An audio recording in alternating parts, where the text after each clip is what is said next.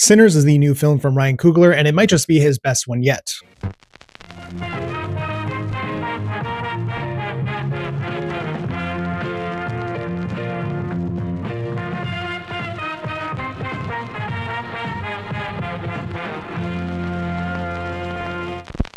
The film is a sort of action horror hybrid that focuses on vampires, and it follows these two twins who were veterans of World War I. They worked with gangsters in Chicago under Al Capone, and they're returning to the Mississippi Delta to start up a juke joint for the local black community. The film takes place over the course of a single day where we see the opening night of the juke joint getting interrupted by a group of vampires, and it becomes very, very rough for everyone involved. This has the feeling of like one of those mid-budget horror movies from the 90s, which had a sense of like actual scale to them, where you can actually see the money on screen, and you had a really big cast, you had really great sets, and a real sense of richness in the storytelling itself.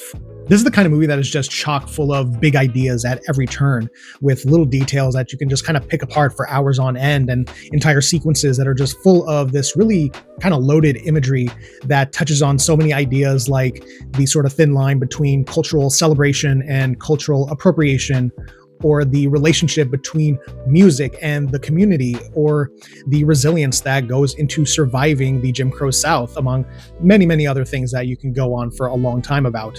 And music is a really significant element of the film. It's practically its own character. Not only do you have a terrific score from Ludwig Göransson, but the movie is almost like a pseudo-musical in and of itself. There are some really incredible sequences that really incorporate the music in a really interesting way.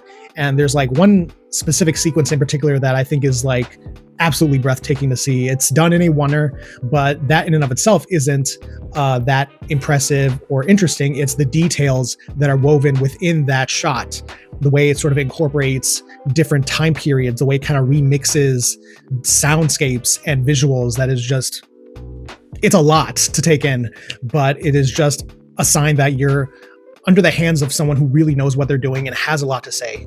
And of course, the film is very well made, as you would expect from someone like Ryan Coogler, who is just very technically proficient at this kind of stuff. You got the cinematography from Autumn Gerald Arkapaw, which is just absolutely gorgeous.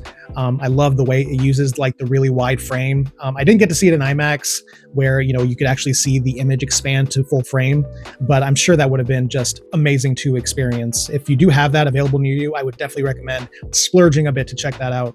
And while the film does have a lot of heavy ideas and themes that it's exploring, it doesn't forget to be just really watchable and entertaining, so that you can go and revisit it over and over again to catch on those little details here and there that you might have missed the first time around.